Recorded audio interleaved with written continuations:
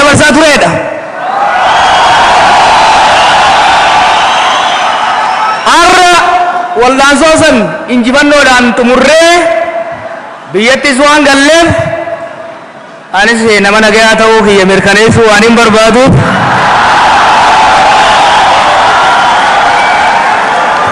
taankii kiyya kana akka mallattoo nagayaa obbolummaa fi oromummaatitti pirezidantii keenyatti dabarsee kan nun barbaada.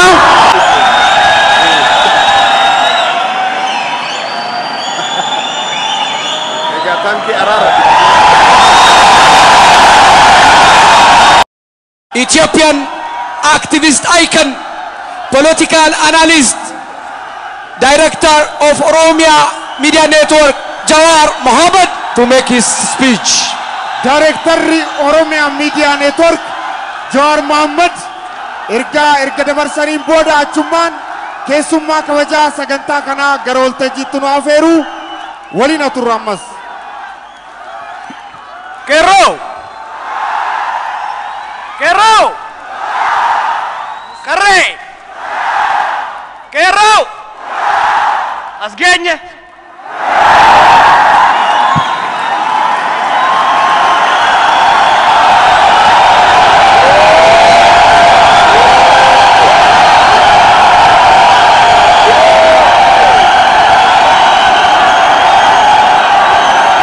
Ilmaan Oromoo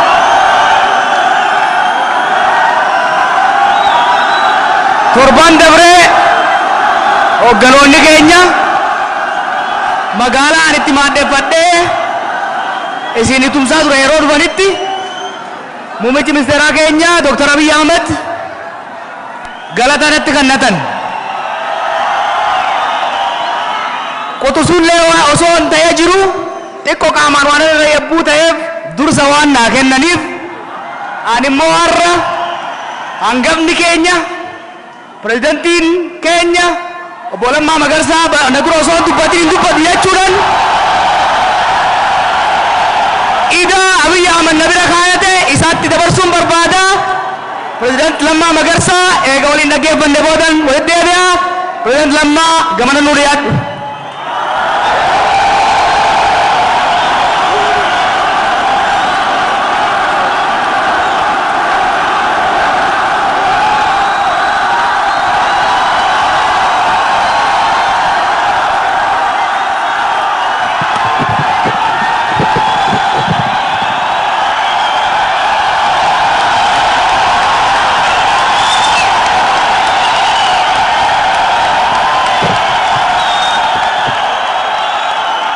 ulfaadha fayyaataa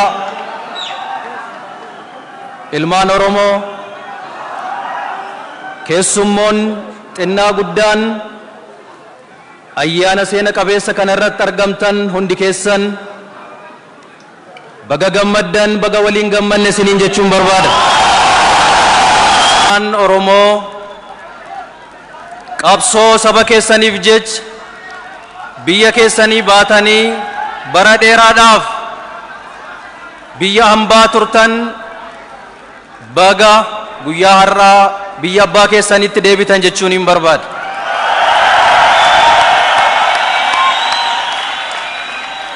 Akkasumas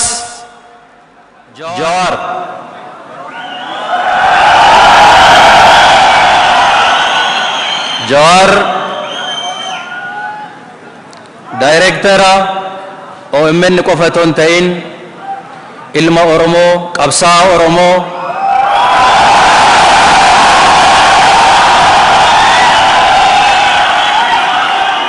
isin fuuldurat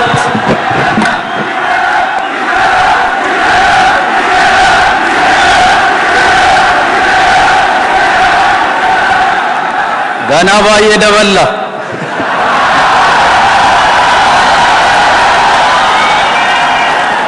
Jawar Mohammediif hunda caalaa jaalala obbolummaa isaaf qabu isin fuulduratti ibsuufiin barbaada.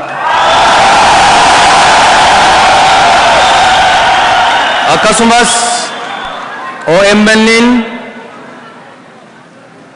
qabsaa saba Oromooti miidiyaa qofa miti. Kanaaf qabsoo saba Oromoo keessatti hirmaatee gumaacha guddaa taasisaa ture waan ta'eef kanarraan geenyu kana keessatti gumaacha inni taasiseef carraa kanaan galateeffachuun barbaada. Akkasumas raayyaa qabsoo Oromoo kan taatan qeerroon Oromoo qabsaa'onni Oromoo guutuun qabsoo saba keessaniif taasistanii barii har'aa kana arguu keenyaaf warri gumaachitan hundaa galata qabdu waan ta'eef ammas irra deebi'ee baga gammaddan baga gammanne jechuun barbaada. Oromiyaa Miidiyaa Neetwoork hojii guddaa hojjetaa turee jira. Har'a immoo injifannoo sabni keenya argate, ifa sabni keenya argate irruma caalaa ifni har'a argame kun akka dukkanoofne akka hin dhaamne gochuudhaaf saba keenya gara bilisummaa olaanaatti gara badhaadhinaatti geessuudhaaf miidiyaalee Oromiyaa fi miidiyaalee kaan waliin nutti ida'amee har'arraa eegalee qabsoo biyya keessaa nu waliin eegaluudhaaf nutti makamee jira waan ta'eef baga nagaan dhuftan jechuun barbaada. Kanatti aansuudhaan gara fuula duraattis akkuma kaleessa waliin calqabne karaa waliin imaluu eegalle galmaan gahuudhaaf waliin akka hojjennu ammas abdii guddaa abdii guutuun qaba.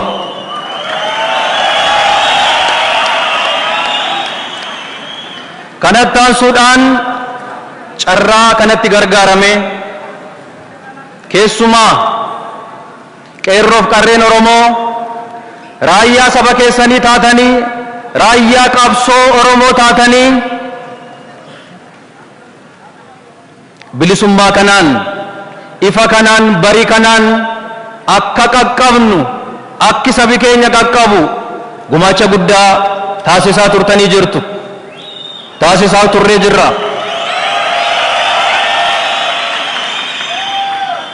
Injifannoo argachuun waan guddaa tokko. Sababiin isaas injifannoon kun bu'aan kun akka salphaatti kan dhufe osoo hin ta'in wareegama qaalii lubbuu ilmaan Oromootiin kan dhufe waan ta'eef injifannoo argachuun olitti injifannoo bulfachuun injifannoo kunuunfachuun injifannoo gabbifachuun qabsoo guddaa gaafata. Kanaafiyyuu qeerroon raayyaa saba Oromoo dhaamsi guddaan har'a isinii dhaamu kalees gabrummaa jibbuudhaan nuti cancala nutti liugamamee ture afaan keenya keessaa baasuudhaaf diddaadhaan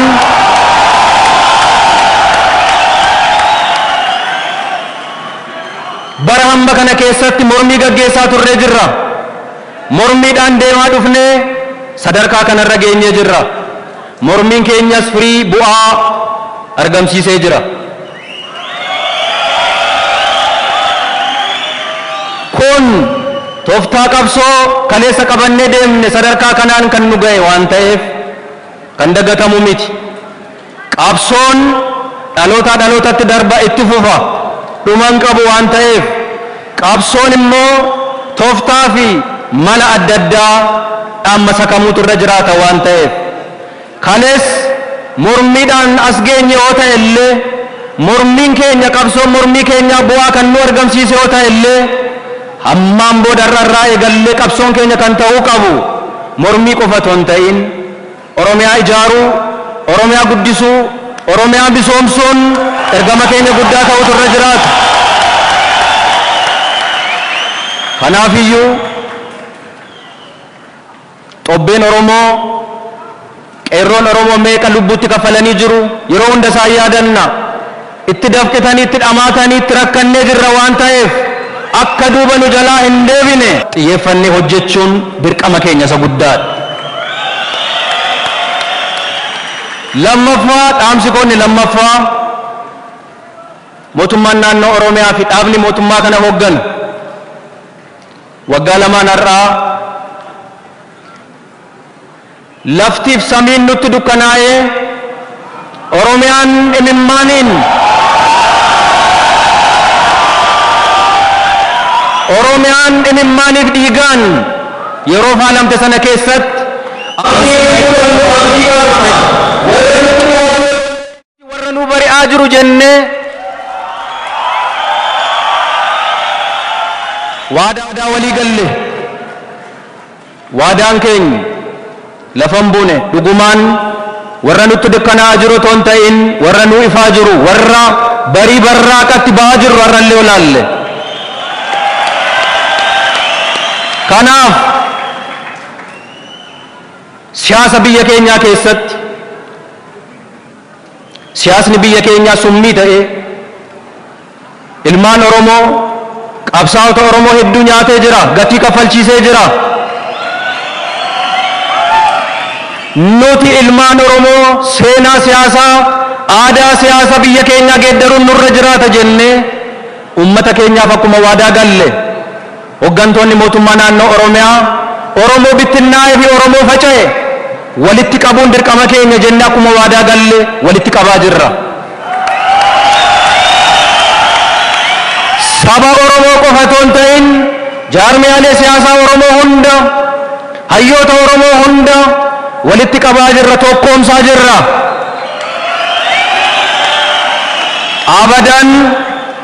Abadan ammaan booda siyaasni ilmaan Oromoo gidduutti summii ta'e nun nyaatu walin nyaannu walin balleessinu.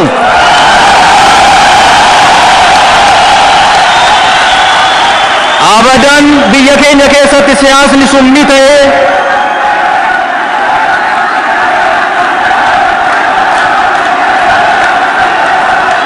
biyya keenya keessatti nuti qabsaa'onni ilmaan Oromoo qaroon har'a jirru siyaasa aadaadhaan hin gaggeessinu siyaasa duubatti afaan gaggeessinu akka biyyoota ammayyoomanii nus ammayyoomne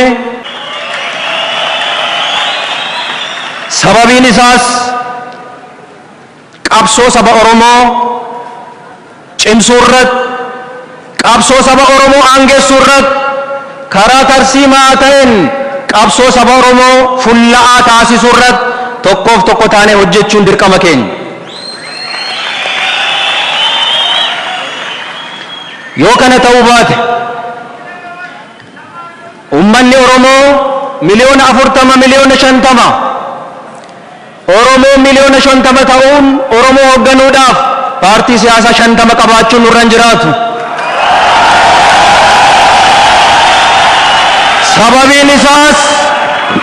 Sababiin isaas Oromootu miliyoona 50 malee saba tokko Oromoodhannis waan ta'eef gar tokkotti dhufnee humna cimaa bu'uura ta'u wal gargaaree qabsoo kana utubee ammaan booda bilisummaan arganne duubatti akka hin deebine taasisne hojjechuunii fi waan hojjennu hundaarratti itti gaafatamummaa olaanaaf of eeggannoo guddaadhaan hojjechuun dirqama keenyatti. Sababiin isaas har'a walitti qabamuun keenya injifannoo tokko ta'e illee haalli keessa jirru nu hubachuu dadhabnee adda facaan adda baane yoo taane sagal taatee baddee saglanuu wal baddee akkan taane kana bishinaan hubachuun dirqama hoggantoota siyaasa Oromooti jedheetan yaada. Sababiin isaas maaliif waa'ee tokkummaa hawwina? Maaliif waa'ee tokkummaa lallabna? Rakkoon keenya guddaan, dhukkubni keenya guddaan, summii guddaan gabrummaadhaaf nu saaxile isa waan ta'eedhaafi.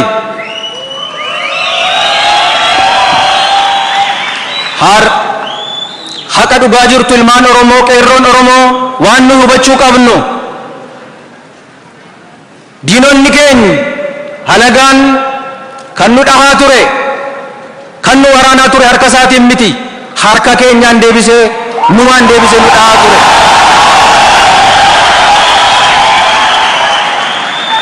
Abadan ammaan booda harka keenyaan deebisnee of hin dhoofnu. Kanaaf iyyuu ummanni keenya tokkoomee filannoo yaadaa qabaatee gara dimokiraasiitti cehee qabsoon keenya abbaa hirrummaa diinagdee saba kanaaf fiduudhaaf waan ta'eef sun akka inni dhugoomuu danda'u gara sanatti cehuudhaaf hundi keenya wal gargaarree waliin hojjechuun murteessaadha, barbaachisaadha har'a nuuf. Kanaaf iyyuu kaleessa gamaa gamana dhaabbannee baay'ee wal faarsaa turree jirra, wal arrabsaa turree waan jedhin bareedu waan ta'eef.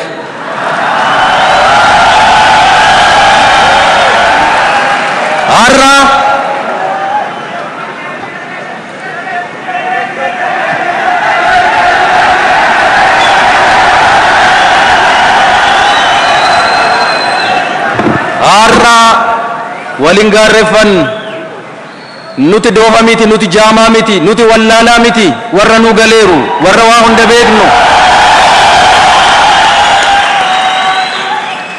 Kana ni dhama'aa jiru saba Oromoofi, kan Jawaar dhama'aa jiru saba Oromoofi. Kana baruun dirqama, kana baruun hayyummaadha, kana beekuun qaroomina. Qaroomina kanaan qabsoo keenya karaa tarsiimaa ta'een wal gargaarree wal deeggarree dargaggoonni Oromoo nuti fuuldura keessan jirru obboleessa keenya Jawaar dabalatee kaan dabalannee qabsoon ummata keenya duraan dursinee qabsoon tokkummaan saba Oromoo ija godhachuu jalqabde kun akka isheen hin dhaamne waardiyyaa taanee dhaabbannee eeguu. Lammaffaa qabsoon keenya qabsoo torban tokko, qabsoo ji'a tokko, cidha yeroo tokko miti, karaa dheeraa qabna. Karaa kanarratti gufannee dadhabne akka hin dhaabbanne bishinaan wal hubannaadhaan beekumsaan wal gargaarree tarsiimoo cimaa qabannee wal gargaarree hojjechuun barbaachisaadha waan ta'eef qeerroon Oromoo hundi keenya, dargaggoonni Oromoo hundi keenya, qabsaa'onni Oromoo walumaa gala raayyaan qabsoo Oromoo keessa jirru hundi keenya wal qabannee wal dhaggeeffachaa wal hubachaa bishinaan qabsoo asiin geenye kana fuulduratti fuunee adeemnuun jedha. Ulfaadhaa, fayyaa ta'a.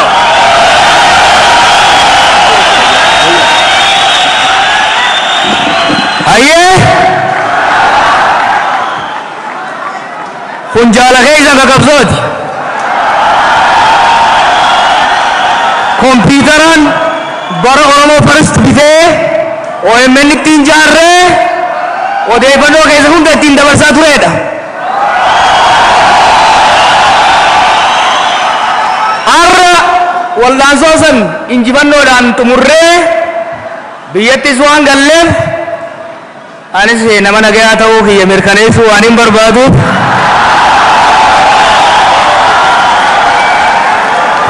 taankii kiyya kana akka mallattoo nagayaa obbolummaa fi oromummaatitti pirezidantii keenyatti dabarsee kan nun barbaada.